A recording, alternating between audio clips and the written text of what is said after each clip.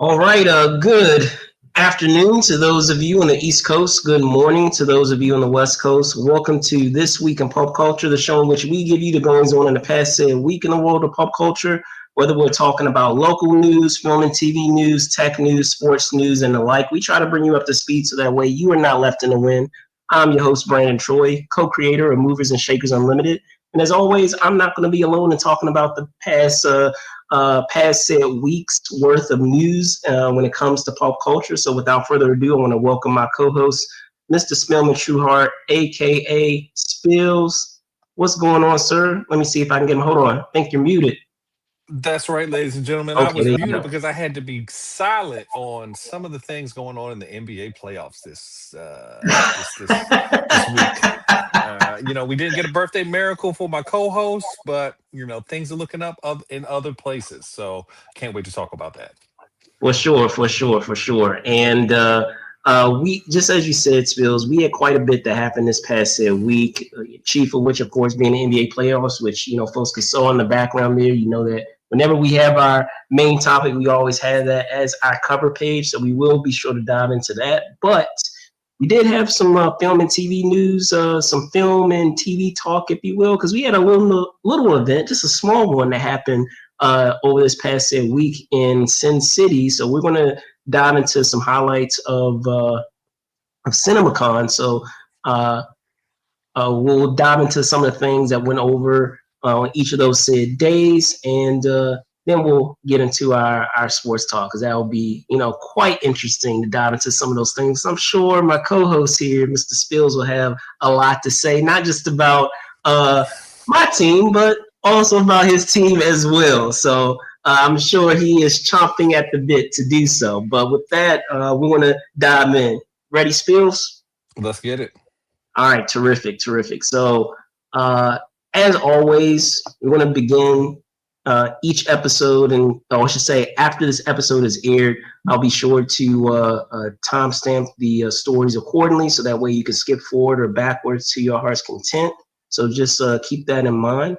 We're going to begin first on Thursday. Let me see if I can bring this up for you guys now.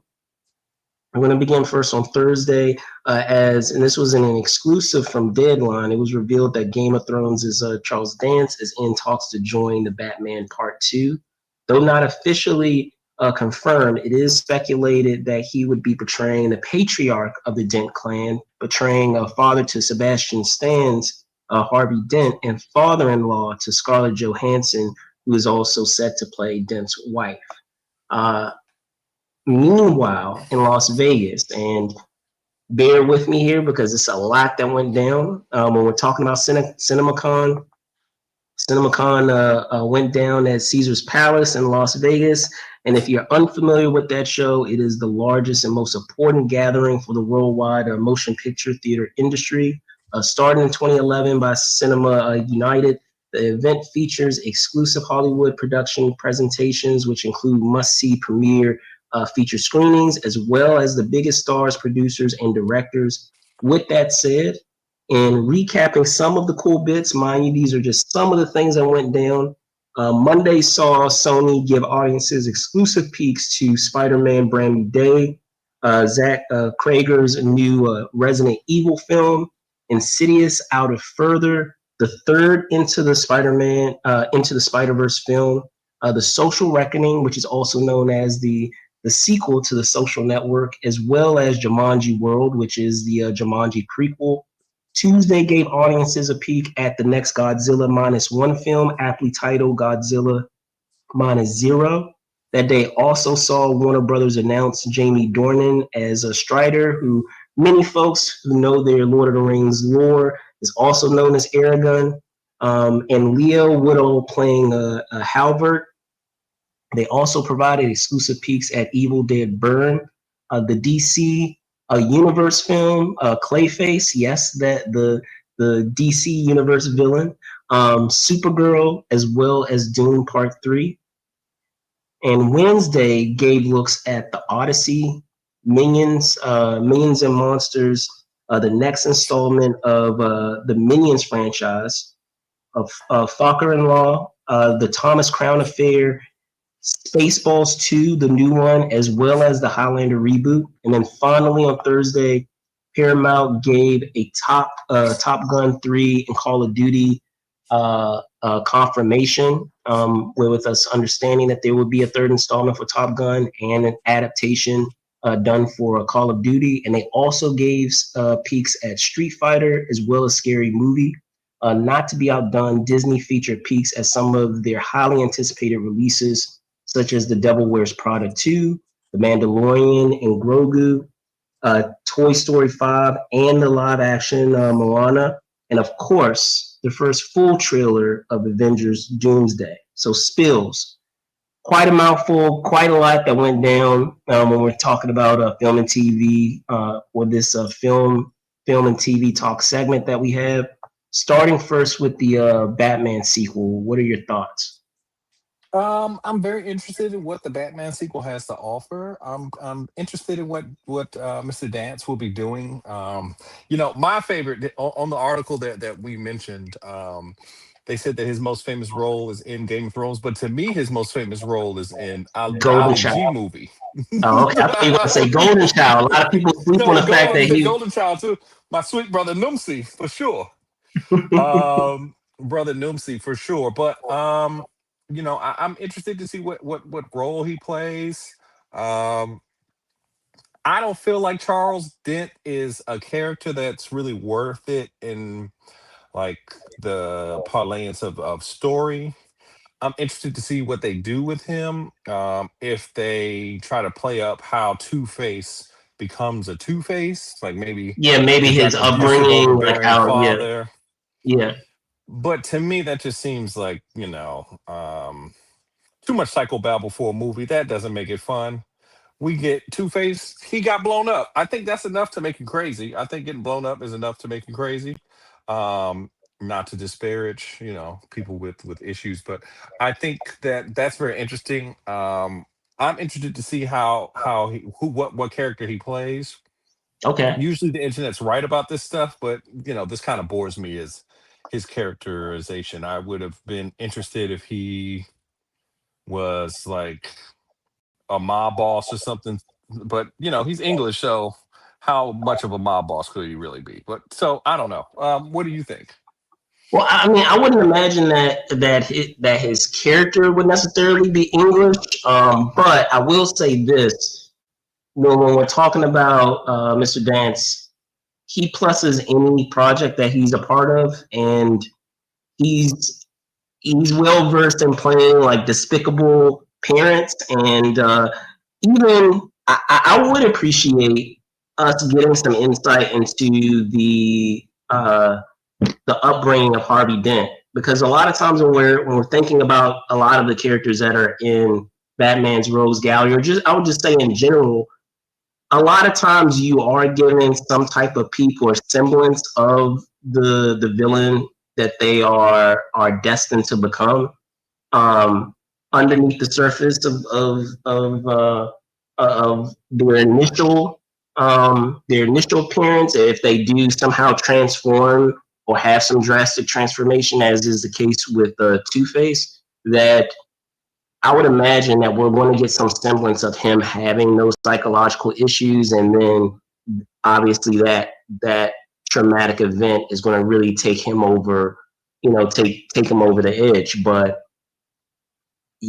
I feel like you would need at least some peak or some semblance of explaining how perhaps Dent was able to establish these separate personas, where he was able maybe to compartmentalize these separate personas that actually come to the forefront once he has that traumatic event that finally transforms him into Two-Face. So you can't go any better, I feel, than Dance, because as I said in the past, he has played despicable paternal figures.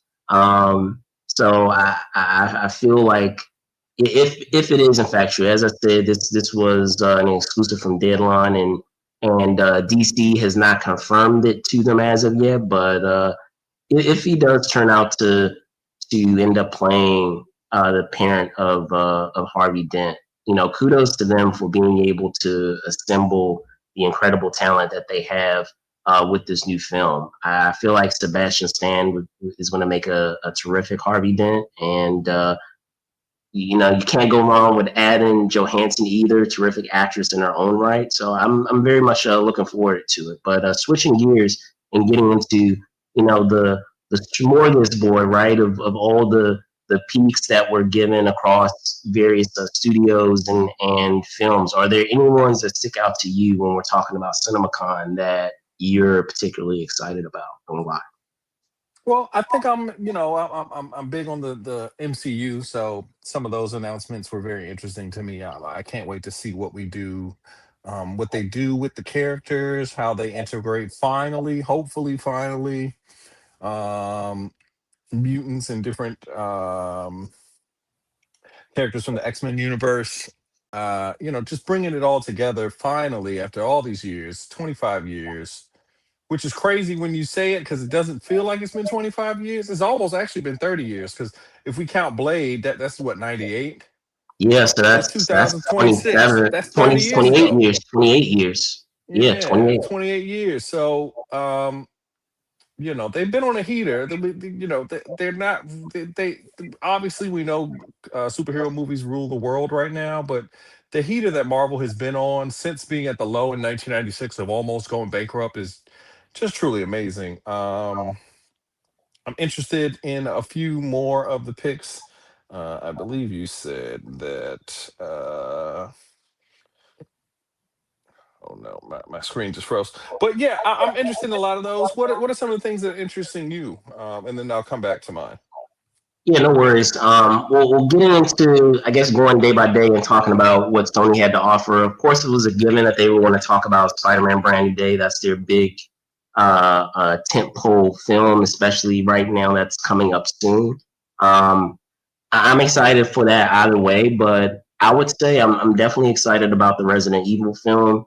I'm a fan of Zach Krager's prior films, and if those prior films are any indication of what he's going to bring to Resident Evil, then I feel like the franchise is in good hands. Don't get me wrong, the prior Resident Evil franchise was okay. It was fun. There some installments that I like more than others that are a part of that franchise, but I feel like we really need to get back to really diving into the horror components of that franchise. And don't get me wrong, we've had other iterations, right? We had a series that made an attempt to do that. I don't know if you recall that, Skills. They tried to do a series, only lasted for that one season. And then we had the reboot, which tried to journey back to the original game and basically reboot the film franchise to focusing on events from the first game, and if memory serves, some components of the second game, some minor components of the second game. It's been a minute since I've played Resident Evil, but I I want to be able to see not only a focus on horror, but I want to also be able to see a focus on the science fiction elements of it, because there's a lot of themes of experimentation and biological warfare and things of that nature. And with the technology that we have available now, I feel like there is an opportunity to really pursue that, those elements of the franchise. Like one thing, when I remember thinking of the game, I mean, I remember some of the earlier games, but I played some of the latter games too. I don't know if you recall Code Veronica, like that Oh immediately yeah. sticks to my head immediately, because not only is it a film, or I should say a game that's suspenseful to be able to play, but there are other components in it as well, where you have a lot of these science fiction elements, right? Of folks that are being experimented on. It was very sleek. You dealt with a lot of technology because you're dealing with the the places in which a lot of this experimentation is taking place with this corporation that has so many resources. So there is some element tech that's involved with it as well, in terms of the look of the property or the aesthetic that you're going for. So I want to be able to see a lot of those said elements in the upcoming iteration. And as I said, if we're talking about Krager and what he's done before, I'm not concerned about the game being like creepy or suspenseful, but I would like to see that component of it, because I feel like the initial iteration that we had, the Milla Jovovich one, really did give us a feel of a lot of the tech aspect of it, of a lot of that More aesthetic of what action you have. than Yeah. fear. Well, for I'm just sure. saying, I'm saying even in terms of like the set pieces. They did. I feel like they were able to capture how futuristic and tech forward Umbrella is. But as you said, I feel like it got far more action based than than it should have been, and should have really remained in that horror space. And the iterations that came later, in some cases, they were able to capture those horror components. But I feel like in their efforts to try to in the series case, because of their efforts to try to cater to audiences that may not be familiar with the source material, kind of in the same way the first franchise was giving us characters in some cases that really didn't correlate to the original source material. And I understand the need for that, of trying to bring in characters or elements that are not a part of the source material, so that way you can kind of ease people that are not familiar with it into that world. But didn't really work for me when it comes to that series. And then with the game, I feel because you're trying to make it a period piece of having it set in the events of the initial game, I feel like that ended up alienating audiences as well. So I mean, there's a lot of different pieces, stylistically, that you have to bring together. But I feel like he's able to pull that off. I have confidence that he'll pull that off. I am interested. I don't feel like enough is being talked about with the Social Reckoning, the Social Network sequel. And I enjoyed the original film, so I'm looking forward to them continuing that story and to see where things have progressed. Obviously, you know how they progress because it is adapted from real life events. But I'm curious to see how they'll tackle that subject matter with the upcoming sequel. I'm not huge on them. I'm guessing it may be different for you being a parent, going to see Jumanji. I'll probably end up waiting for that one. But I am interested in the Godzilla minus zero. I think Godzilla. Godzilla Minus Zero may be too scary for my son, but he is a huge Godzilla fan, so Okay. we may be able to check that out. Well, I'm saying I'll imagine Jumanji though, that you guys will probably see that. Jumanji for sure. But we'll probably also see. I don't know if this is kind of reaching as a parent, but the Spaceball sequel, The Return Oh of yeah, Rick no, Moranis. no. Also, possibly the last film that Mel Brooks ever makes. Not to be morbid, but Mel is almost 100. The fact that he's still making these movies is amazing. Congratulations, shout outs to him and his family and everybody else. But I'm really excited for that new Spaceballs movie. One of my favorites growing up. Just so silly. We ain't found shit.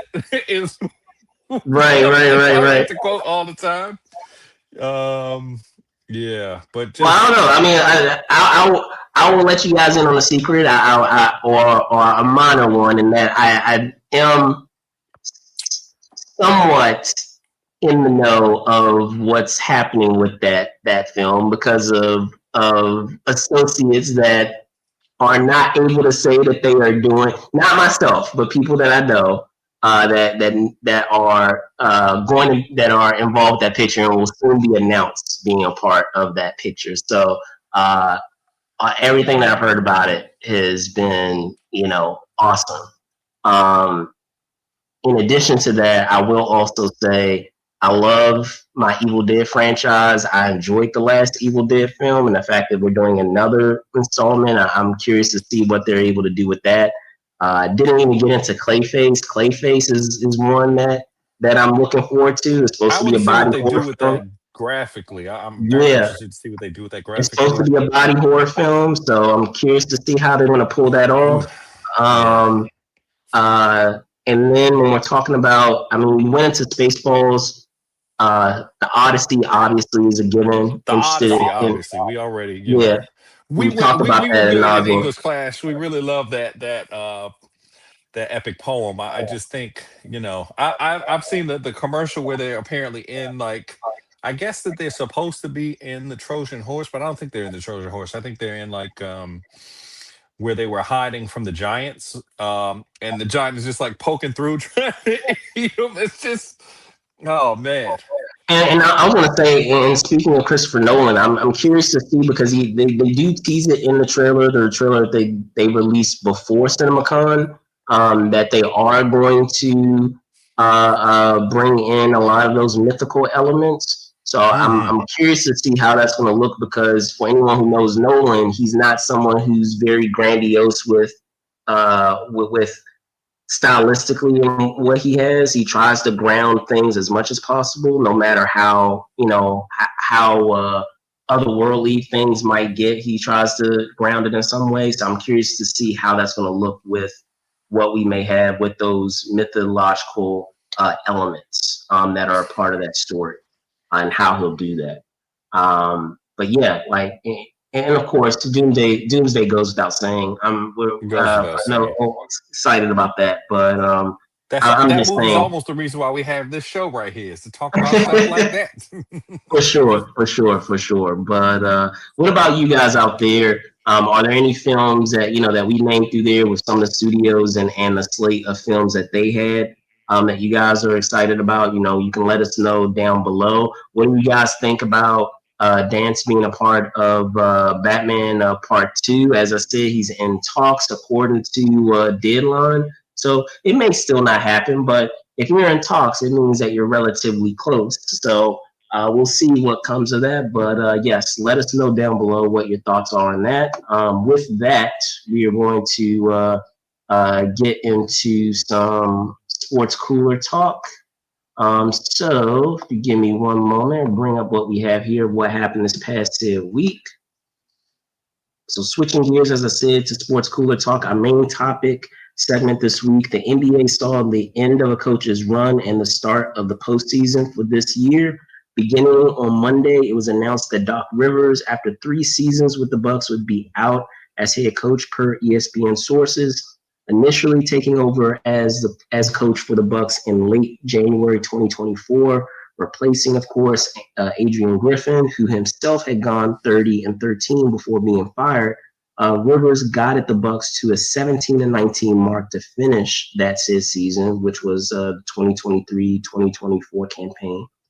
Though he would guide the team to a 48-34 record in his first full season to follow in the 2024-2025 season, it would again result in a first round exit in the postseason as it did the year before in that aforementioned 2023-2024 season.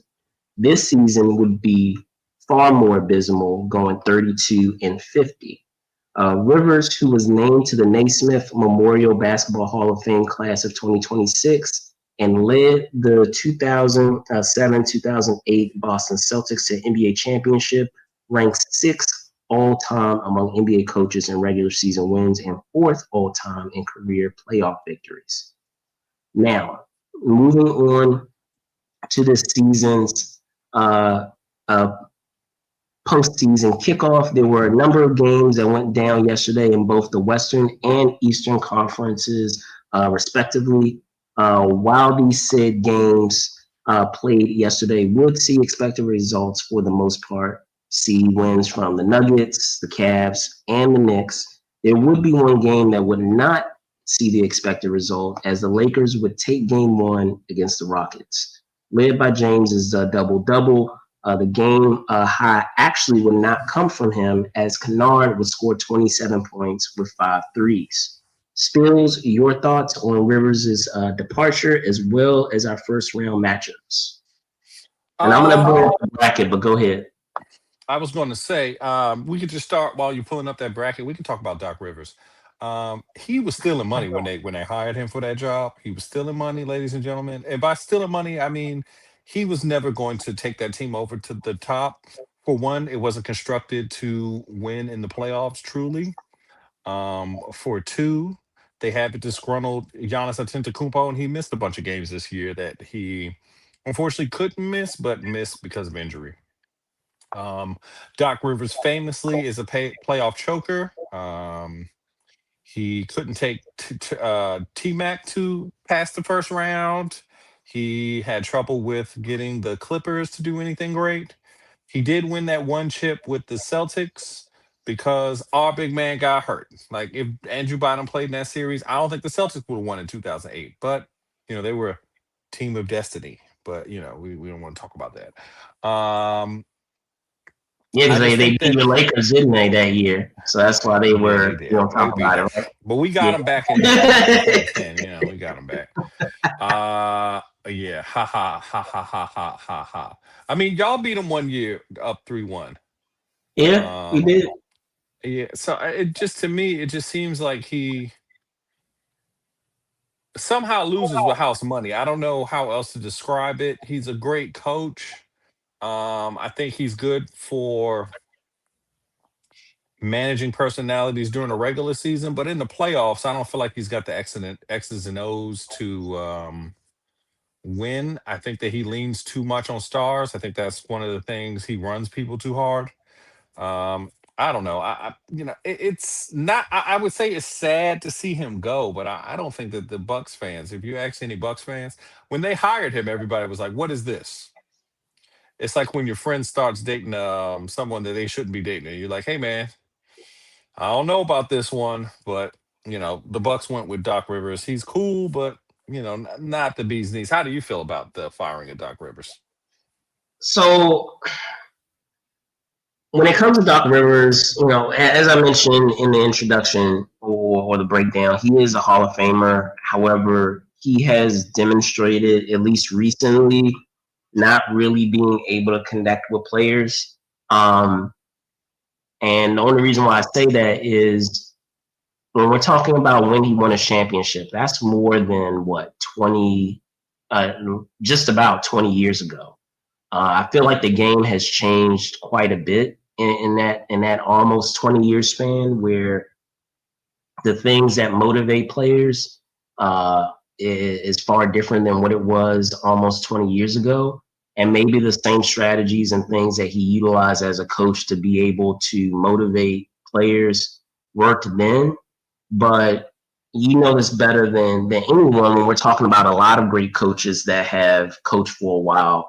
Sometimes a coach can get stuck in their ways because, understandably so, those strategies and those methods have worked for them for a long time. But when we're talking about the college game, right, with college players getting paid, and even with the ungodly amount of money that NBA players get paid nowadays versus what it was even 20 years ago, I feel like a lot of coaches that have been able to be successful and survive have been the ones that have been able to adjust to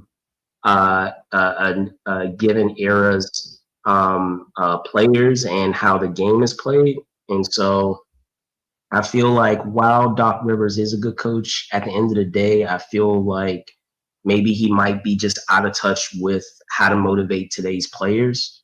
And also, even if you look at like the last couple of efforts that he has had as a coach across other a number of franchises, and speaking to that ability to motivate, he hasn't really had as much success post Celtics.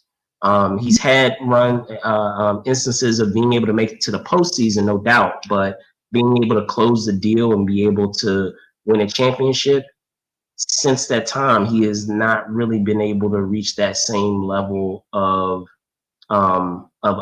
success overall, where for the most part it's typically resulted in him, even with other franchises, of having kind of a disconnect with the players and that respective franchise's locker room, so to speak. So perhaps it might be time to be able to, hang it up and understand that maybe you're not in a place now where you're able to connect with today's players, and there's nothing wrong with that. Things change all the time, so I think that might be a result of, like I said, this current day and age, and what's necessary and needed to be able to coach players today.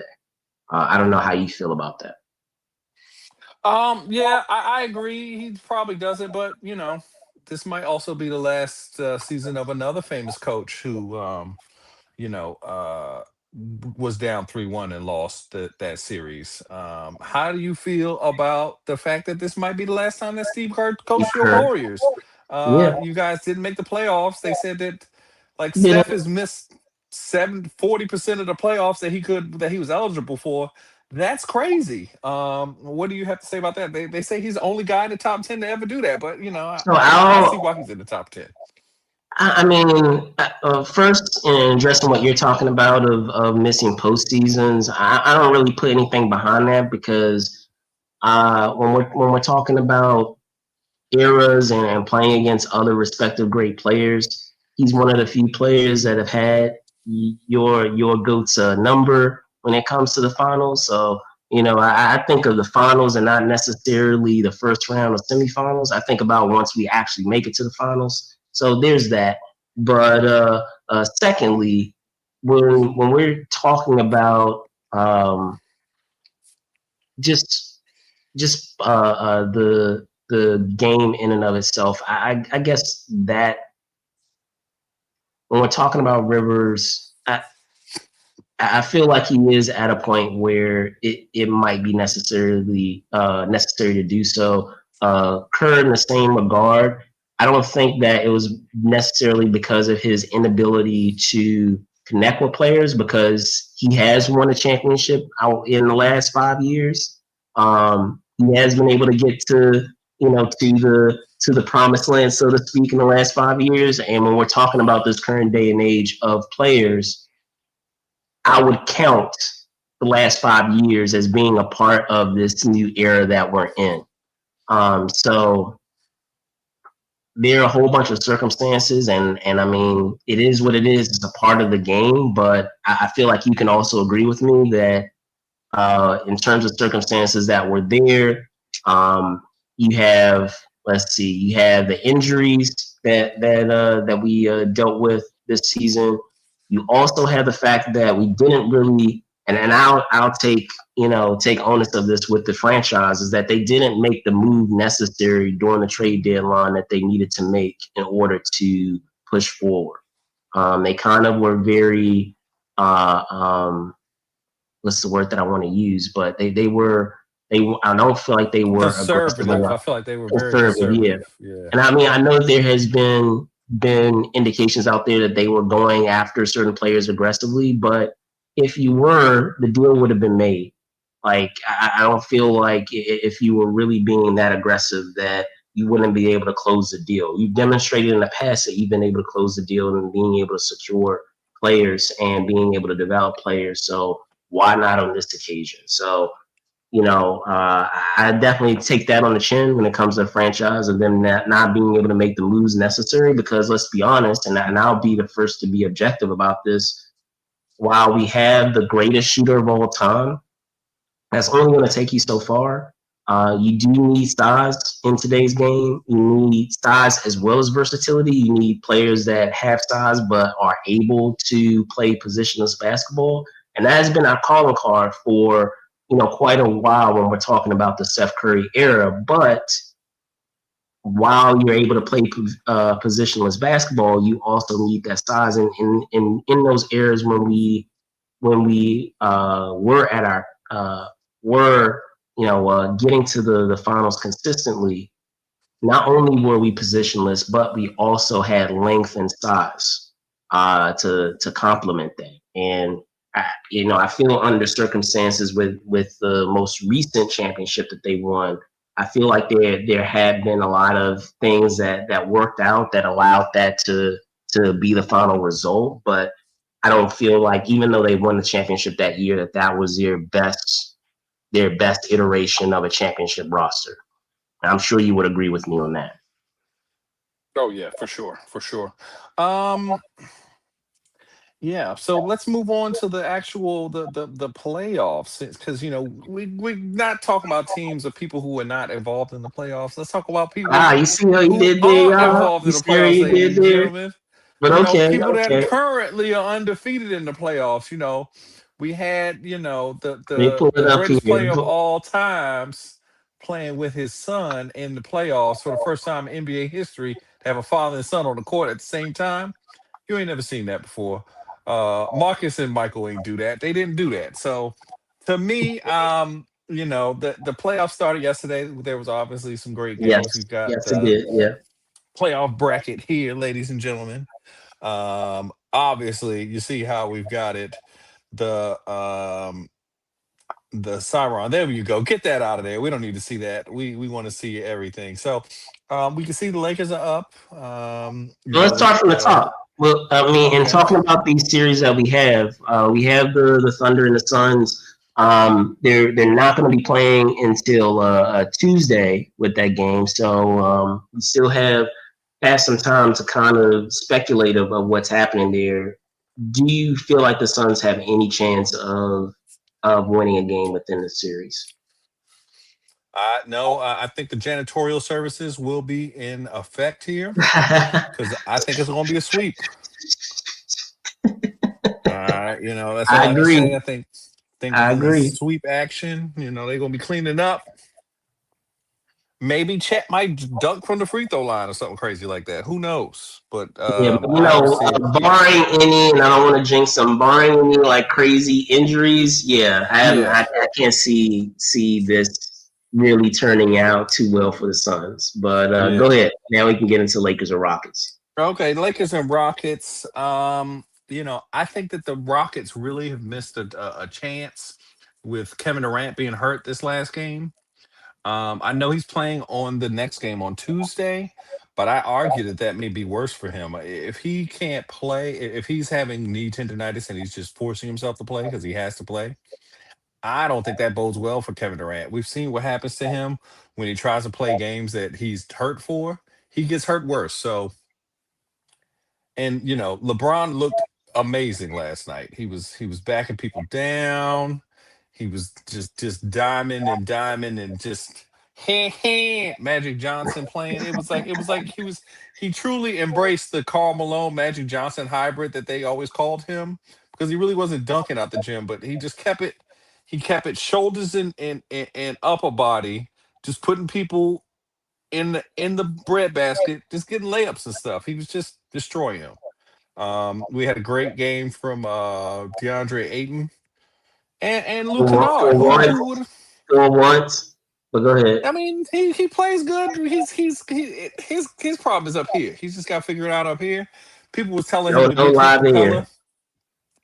I don't think What- that he needs to be Clint Capella for us to be successful. He just needs to be DeAndre Ayton. Once people start telling you to be somebody else, that's when you fail. You gotta be yourself. Always play as yourself. I think that's important. Um, then how do you feel about any of those first two? What do you feel about the Well, Lakers? I'll say this. Like I said, for the most part, the games that we did get, and we'll get into the other ones too. They weren't really any surprises. That Lakers Rockets one was the only real surprise for me, because I still had the Rockets winning that game. Don't get me wrong; it was surprising to have that kind of last minute change to have KD not play. But I don't know if you agree with me on this, but either way, doesn't matter. Is when we're talking about Kevin Durant and the manner in which he shoots, he doesn't need to use a lot of leg strength in order to shoot the ball. So I'm not too concerned. A lot of times when we're talking about players having an injury like that, I try to think of the manner in which they shoot and how high they get off the ground when they're shooting a jump shot. So, like, giving an example, if we're talking about what is it, Dame time, and he had a knee injury, then I would say yeah, because he does get off the floor when he shoots. Or if we're talking about someone like who's also actually on the Suns with Devin Booker, he has a fluid jump shot, but he gets off the ground when he's shooting the ball. He needs to be able to have that movement and that fluidity to be able to shoot his jump shot. So in that case, I would say yeah. But Kevin Durant being, you might as well say 7 foot, he doesn't really need a lot of leg strength to be able to shoot the ball. So and when he shoots the ball, he doesn't really jump that high off the ground a lot of times typically to be able to do so because he's already so tall. So I feel like as long as he's able to get proper treatment between now and Tuesday, that he should be okay. I don't think he's going to be 100%, but I feel like he'll be effective enough to make a difference in game 2. Honestly, I feel like he could have played game 1, but just to err on the side of caution, so that way they had him, gave him some more time to rest. They sat him out of game 1. So I do feel like the Lakers were able to steal this game, but I'm not sure if they will have a 27 game performance again from Kennard. I feel like it helped that you guys were in LA. But when it comes to your role players, the role players are really going to have to pull all the stops, and I don't see them doing that in games in which they are visiting and not at home. So I don't But know they say what Luca will be back by game 3. That's what that's what the people are saying. They're saying game 3, Luca will we'll return. see. But also at the end of the day, Luca, he under the best circumstances, even when he's at 100% and healthy, he can be a defensive liability. And I feel like the same thing can happen with this game, especially if they get him all out of sorts about calls that he feels that he should be getting, not being called. I feel like that can factor in too. And then even with the text in that same regard, text that can potentially be done, because you know as well as I do, when it comes to the postseason, those calls become a lot tighter than perhaps they were during the regular season. They may be a little more lax in the regular season, but when it comes to the playoffs, they run a far tighter ship in terms of being able to make those calls. And I don't know if he's going to be down with some of the calls that are made, that are not made on his behalf. So we'll see. We'll see. The Nuggets and the T-Wolves, they played yesterday. Similar in the case of the Thunder and the Suns, unless we have one of those historic outings or performances series-wise from Ant, I don't see the Timberwolves getting out of that first round with the Nuggets. I see the Nuggets, even if the Timberwolves manage to get a gentleman's sweep by stealing one game, I don't have them winning that series. I say it's going 4-1, or say 3-1. I could agree with that. I think that with the Timberwolves, um, they added Rudy Gobert to try to stop the Joker, but the Djokovic, but he's just not good enough. I feel like he's good on defense, but he doesn't push him for him to play defense. Like unfortunately in today's NBA, if you can't get fouls on the other man, you defending them well is all well and good, but you got to get fouls. You got to get him to sit down, and they're not And he playing doesn't offense need through to Rudy shoot. Gobert. Here's the thing: he Yeah, doesn't need to shoot to be effective. Like yeah. he can distribute the ball and be just as dangerous and effective as when he's scoring. So that's another thing.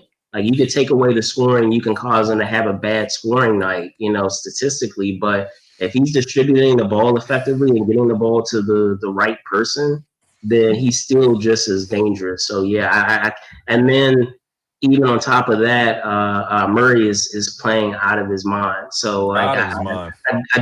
I don't see them getting past or having the tools necessary to get past the Nuggets. I feel like this would be the time where Anthony Edwards needs to have a gut check moment, and he has to stop one of those two guys. He's got to stop either Jamal Murray or the Joker, or neutralize them in some way. Allowing both of them to get off like they did in game 1 is just not going to be good for business. And they'll probably be home watching round 2 Well, I Who mean, would do it? I feel like at the end of the day, they need more pieces with that team. They don't Mm. have the necessary pieces right now as it stands to be able to get all the way to the finals. And unfortunately, in the prior runs that they had more pieces. It's just they couldn't keep the roster as it was, unfortunately. So maybe they're able to kind of recover some pieces for next season. But as it stands right now, as currently constructed, I don't see them going forward with that squad. Whether we're talking about this year or even if we're talking about future years until they make some changes. But getting into Spurs and Trailblazers again, another lead point, same as we Oh have with Thunder and man, Suns. janitorial I, services. I, I don't I don't see the Trailblazers getting out of that one either. I don't see them getting a game. I don't see them getting a game. I don't see them winning a quarter. Maybe they might win a quarter. Let's Yeah, say that they sit Victor for the whole fourth on game four or something like that. But but I that would just, be. I was gonna say with that would be an interesting semifinals though, because if we're talking about Nuggets and Spurs, man, that would be an incredible series, and that would be an interesting one because you could honestly go either way with it. oh no, the Spurs are going to beat the Nuggets. I think the Spurs, like the way that the way that Rudy can play defense, kinda on Joker. Wembyama can play defense, and he's going to force him to play defense himself, and that's one of Joker's not his strong point. So I think that that's completely different. I actually was worried about having to play them in the second round. I would rather play them in the conference finals than in the second round. I think that the Lakers have a better chance against the Thunder than they do against the Timberwolves. I mean, against the Spurs, Interesting. just Wow. because Okay. I it's Victor Wembanyama's world. I think we're just living in it right now. I'm truly afraid of him. He hath become death, destroyer of worlds, and I just don't want to see him in the playoffs. Like he's like if they did a fusion dance with Tim Duncan and David Robinson, but turned him into a mean person because he'd be out there doing kung fu and stuff. David Robinson and then wasn't doing no kung fu. Well, I mean, he was a Navy man. We don't want to disrespect the Navy; those are dangerous people too. But he wasn't doing the hand to hands. He wanted to see Yeah. you with the knife hand strikes. I'm afraid of Victor Wembanyama. He's going to I'm, wreck shop. I think I was it's gonna say the only their reason why I year.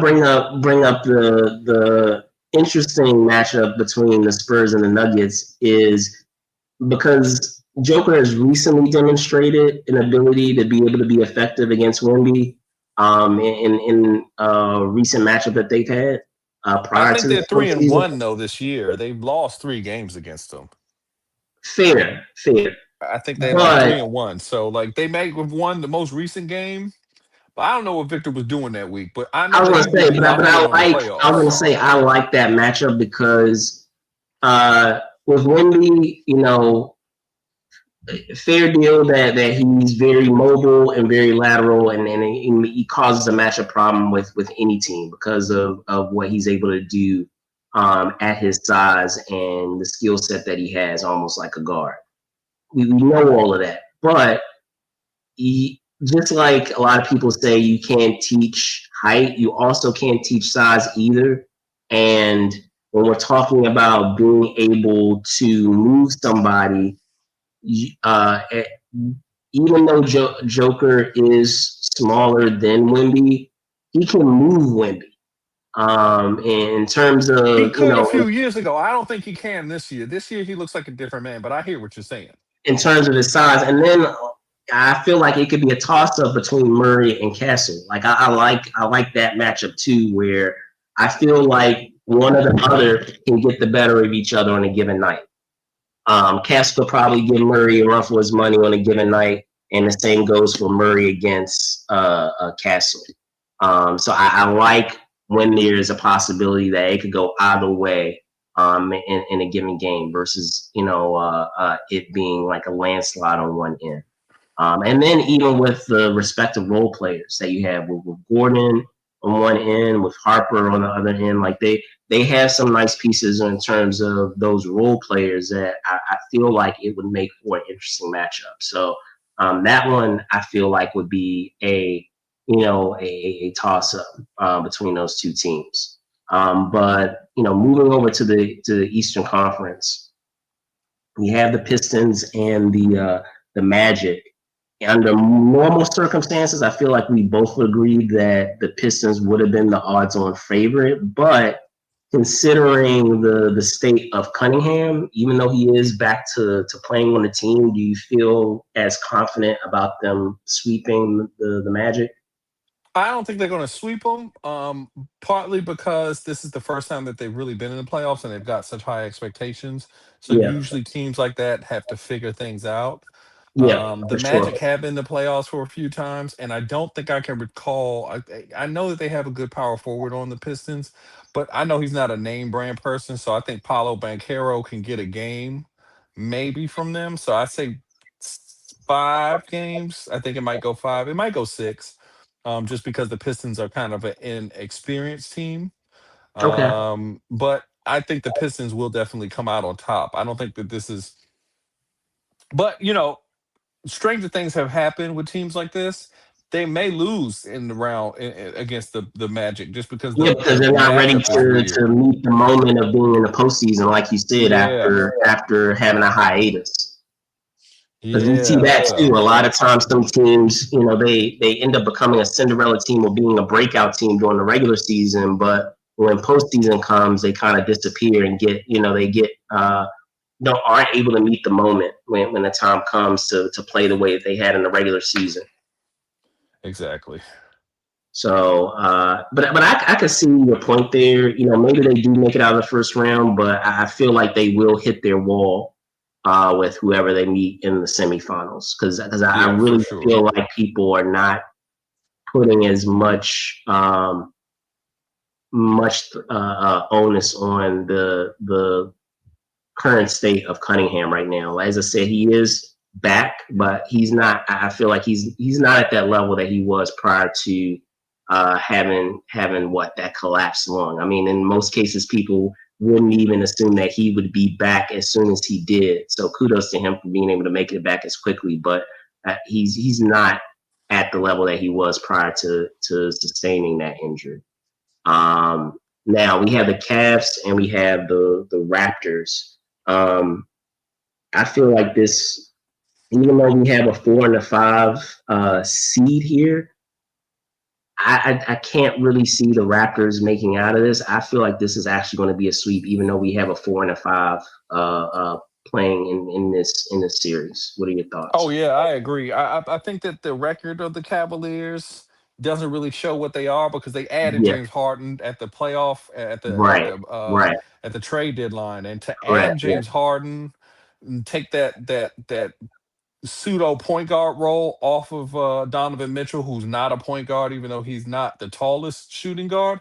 He's not a yeah, point guard, so yeah, he's a scorer. To put somebody like James Harden next to him, who knows how to get the ball to people, he's just a walking triple double. I just they're going to go to the conference finals. Can they come out of the East is the question. But I know they're going to the conference finals. I think they're going to beat whoever wins between the Magic and the Pistons. And then who comes out of this other side of the bracket? They got too many weapons over there. I just feel like, and they've been kind of quiet because they're Cleveland and no one cares about them unless LeBron is playing for Cleveland. But I think that they've really put some pieces around Donovan Mitchell to make him successful. Well, I would say this: like I do like I do have the Cavs getting past the Raptors pretty easily. However, when we're talking about the Knicks and the Hawks, similarly, I have the Knicks getting past the Hawks pretty convincingly, but kind of in a similar way that we have an interesting matchup between the Spurs potentially and the Nuggets. I feel like we would have another interesting one if we had the Cavaliers, because I don't see the Pistons getting past the Cavaliers if we have that matchup in the semifinals. Hmm. But if we have I feel like the wild card there would be if we had the Knicks and the Cavaliers, and I feel like that could go either way. With the matchups that you have there at the guard position with Donovan and with Harden, Hmm. but also Hmm. what you have there with with New York. help me out here. Brunson. Brunson, thank you. That you have there, and then what you even have on the front court with Cat and who you have there on the Cavs. Like I that would be an interesting matchup, and I wouldn't be able to determine who might be able to get the better of the other. I feel like they have pieces that complement each other and would compete well against each other in a given matchup. So I feel like that would be the interesting matchup to look at, because that has a drastic impact on who would potentially come out the East. Because then at that point, because I feel like we can both agree that the Celtics are going to get past the Sixers. So are we going to see the Celtics going against the Cavs, or are we going to see the Knicks going against the Cavs? And for me, as much as I feel like it would be interesting to be talking about some of these potential matchups, if I were just to make a blindsided guess, I would say the Celtics are going to represent the East. But I feel like the Knicks make things interesting of how the East could turn out. I can agree with that, but I'm the Celtics are the number 2 seed. They didn't have Jason Tatum most of the year, and he's working himself into shape. I don't see where they could have. Excuse me.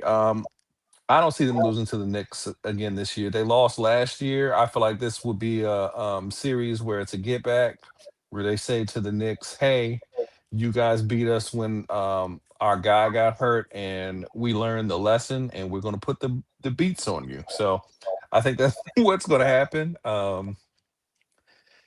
I'd like to see Celtics Cavs. That'll be a good throwback to battles from years past with LeBron Yeah, and yeah. the Doc Rivers Celtics. So I'm interested to see that. But I think that's going to be the conference finals, Celtics Cavs, and then that's what I got. So who do you have in the finals then?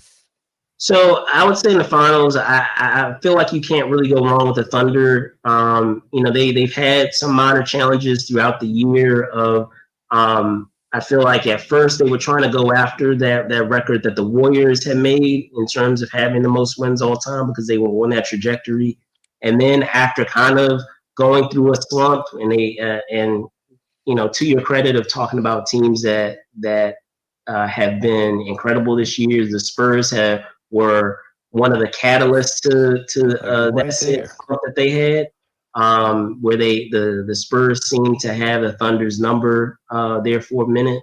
I feel like they were able to regroup and continue on the momentum that they've had, because they've also had short stints where players have gone out due to injury, but I feel like now they are at a point where they are ready to look ahead to the finals, and I can't really see anyone toppling them.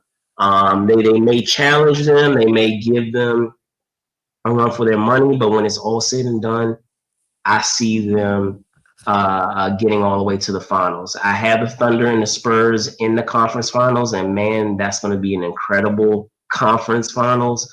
But yeah, I can't. Well, let me see here. We have so I have the Thunder getting past the Suns, so that will put them.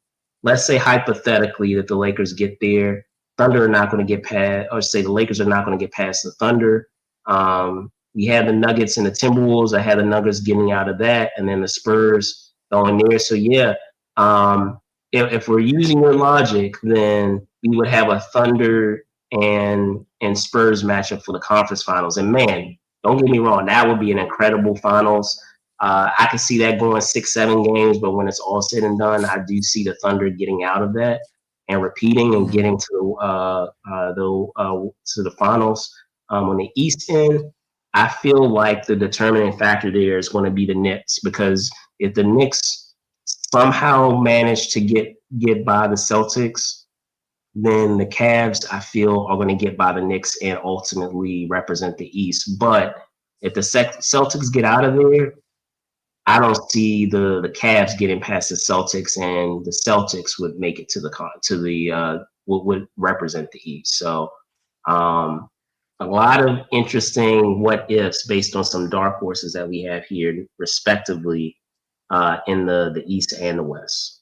On the East end, I feel like that big determining factor is going to be the Knicks. On the West side, I feel like the big determining factor is actually going to be the Nuggets, because as you said, you see them losing to the Spurs should they end up meeting them in the semifinals. Yep. I see it differently from you. I got Okay. Cavs Spurs in the finals, a replay of 2007.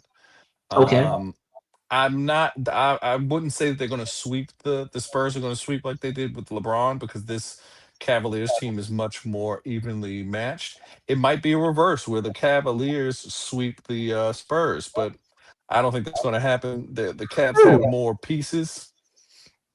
The Spurs have more pieces than those Cavs. Obviously, De'Aaron Fox, we haven't even talked about him. Castle's good. I think it's going to be Spurs Cavs, and I think the Spurs are going to win. It hurts my heart to say this. I think the Lakers are going to make it to the finals. I'm The conference delusional about finals. that. The You said conference you saying finals, yeah, okay. So that would conference mean finals. hypothetically that they would need to get past the Rockets, which I don't see them doing from the jump.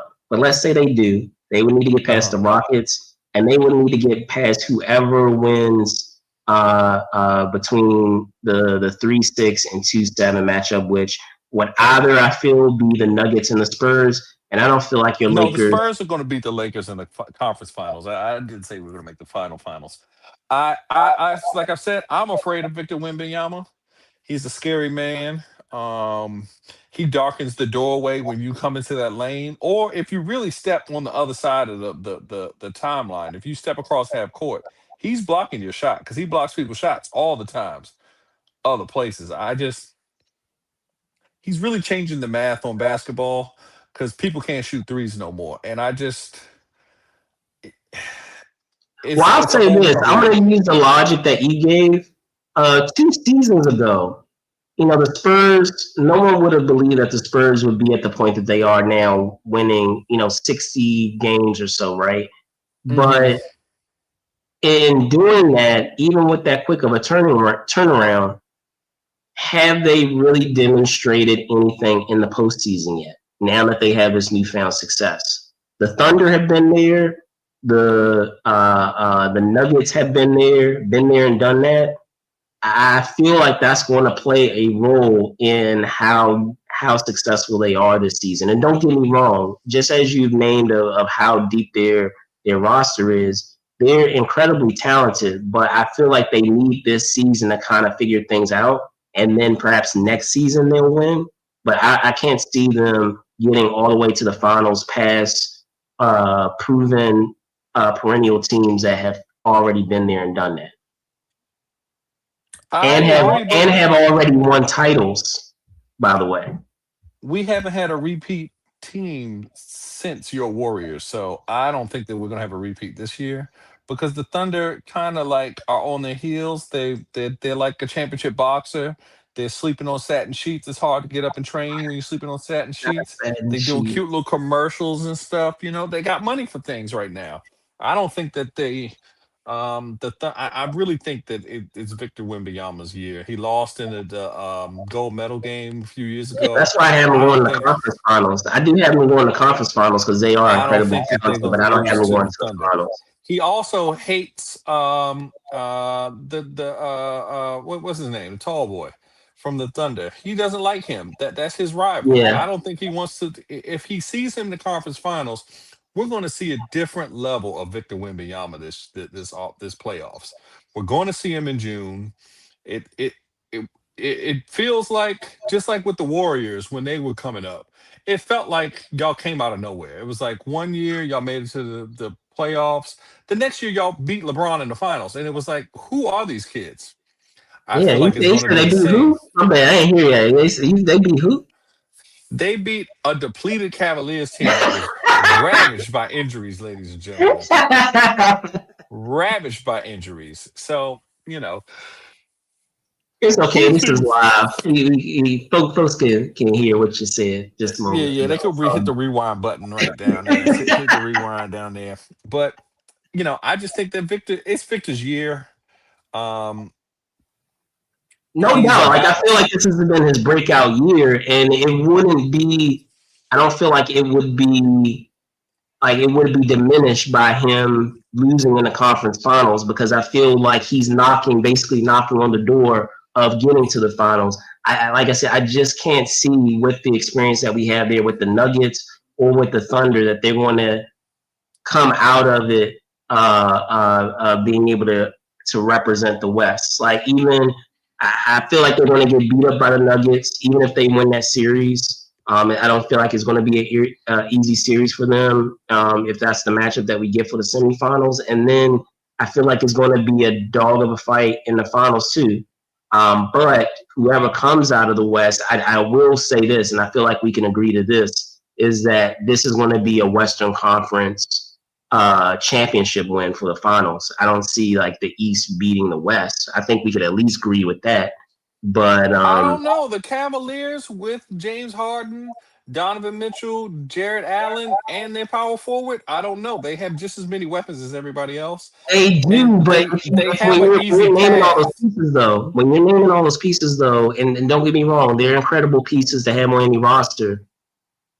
When we're comparing that to the depth that the Celtics have, they have an incredible, top line roster, but it's very top heavy. It's not when you look past those names that you just gave. Excuse me. Is there a fifth, seventh, sixth, or eighth person that you can name that would be able to compete against the depth of the Celtics? I don't, but I feel like their See? top is so high with Donovan Mitchell and James Harden. I don't. I know that the Celtics like to be bulldogs and they sick the bulldog on somebody. I Yeah. don't see that they could do it for both of those guys at the same time. I think that And they're when we're thinking both. about durability too, like That's we've true. seen this, before, where they seem to be rolling on all cylinders. James Harden is not, a young cat He anymore. don't be playing in June. It's because he stay up late and go to That's what I'm nightclubs. saying. He ain't a young cat You anymore. He can't has be potential playing to get basketball. injured. And then the Yeah. same thing with Donovan too. Donovan relies a lot, and don't get me wrong, he's an extremely talented player, but he relies a lot on his athleticism, and he's demonstrated in the past during the postseason when it's come that time to do that, that his body has not been able to deal with the rigors of continuing to play at the level that he played the regular season during the postseason. And as you will know, playoff basketball, postseason basketball is far different than regular season basketball, where people really dig in terms of how they're playing defensively. And I don't know, like I don't feel comfortable as great as the Cavs are top heavy wise with those names that you gave. I don't know if they'll be able to power through this postseason with matchups that they may potentially have. Not in this first round, but at least in the semifinals and conference finals. Hmm. I can hear that, but I think they're going to win this one. I feel like James Harden is the Gipper, and they're going to win one for the Gipper. I think that they're like, this is James' last chance. He gave us money when we seen him in the club that one time. He let me throw a lot of money in the club. I gotta win one for James. He went and bought a bunch of Kyrie Irving shoes to give to Jared Allen. I'm sure he's done it all. I just believe in him, I hear you. which is I hear crazy you. to say. Which is a crazy thing to say. He It doesn't is a show up in the crazy thing finals. to say. I wasn't You expecting are it, right. but I but just I just they just got a team that like all the pieces fit together well. They got like a guy who can score but is a pass first point guard in Harden. They've got a really good scoring dynamic person in Donovan Mitchell, and you know he really hasn't played with a dynamic scorer like that since he left the Thunder. So I think that that's a big thing. They've got a great big man in Jared Allen, and they've got a solid 20 and 10 guy. They look like on paper that it's and it's not all of their parts fit together. So we'll see. we'll see. We We'll will see see. indeed. But let us know down below. Who do you have making it out of these series that we have in these first rounds of the playoffs, whether it's in the East Conference or in the Western Conference. You can let us know down below. And let us know your thoughts as to why. Give us your analysis as to why you feel that way with these respective matchups, and maybe you have have a Hail Mary to throw in there too in terms of who's going to make it all the way to the end. You can let us know that in terms of potential semifinals matchups or conference finals matchups. But that is going to do it for this edition of This Week in Pop Culture. I'm going to punt it over to my co-host, Spills. Can you tell folks where they can find you? All right, ladies and gentlemen, you can find me at TrulySpill on Instagram.com. We can talk about how the Cavaliers are going to the finals. We can talk about how the Spurs, sadly, are going to beat my Lakers in the conference finals. But we can talk about those things online. All right, excellent. And you can find me at Brandon Choi, ENT on X, and then Brandon Choi _ENT on Instagram. And you can also, share with me your thoughts on the playoffs and why a certain person was remained unnamed when having to repeat how they did in the finals. You can let me know that as well. But all jokes aside, thank you guys so much for watching.